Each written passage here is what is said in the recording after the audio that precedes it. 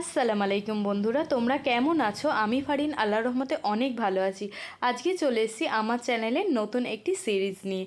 তো এখানে অ্যাকচুয়ালি আজকে আমি কলেজ যাইনি, কলেজ ছুটি করেছিলাম। কলেজে গেলে আর এই ক্লিপগুলো মানে করতে পারতাম না হয়তো।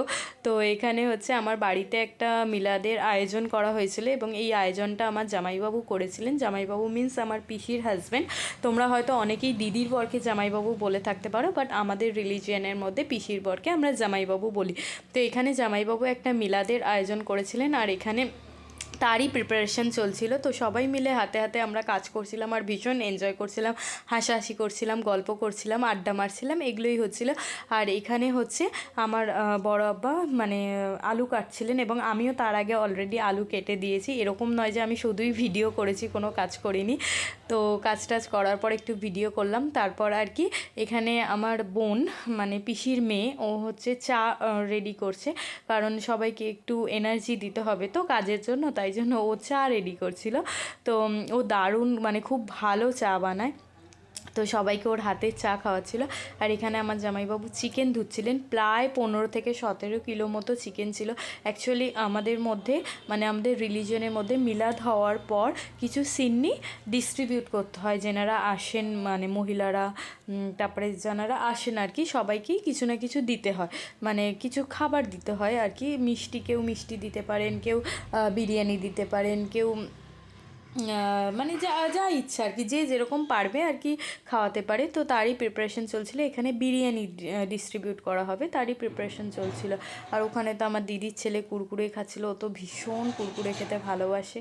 তো যাই হোক, সন্ধেবেলা আমি যখন গেলাম তো আমি ভাবলাম একটু গিয়ে ঘুরে আসি, দেখি কেমন কি আয়োজন করা হয়েছে, তো কীরকম কি প্রিপারেশন চলছে। তো এসে দেখলাম যে ওরকম পর্দা দিয়ে দিয়েছে, মানে শাড়ি দিয়ে পর্দা করেছে। অ্যাকচুয়ালি আমাদের রিলিজিয়নের মধ্যে ছেলেরা মেয়েরা ফেস টু ফেস হবে না, অচেনা ছেলেমেয়েরা ফেস টু ফেস হবে না, দ্যাটস ওয়াই ওই পর্দাটা করা হয়েছিল।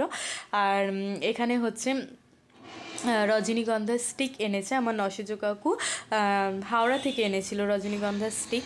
তো এখানে ওটাই আর কি ফ্লাওয়ার ভাজে সাজানোর জন্য আর কি ওরা শেপ দিচ্ছিল, কাটিং করছিল, কারণ ওর মানে ডান্ডিগুলো তো অনেক বড় বড় হয় না, তো ফ্লাওয়ার ভাজের মধ্যে আটকাচ্ছিল না, তাই জন্য আমার মেজদি আর আমার ছোটো কাকিমা আর কি ওগুলো নিয়েই খুব ব্যতিব্যস্ত হয়েছিল যে কীভাবে ফ্লাওয়ারগুলো রাখা হবে ভাজের মধ্যে।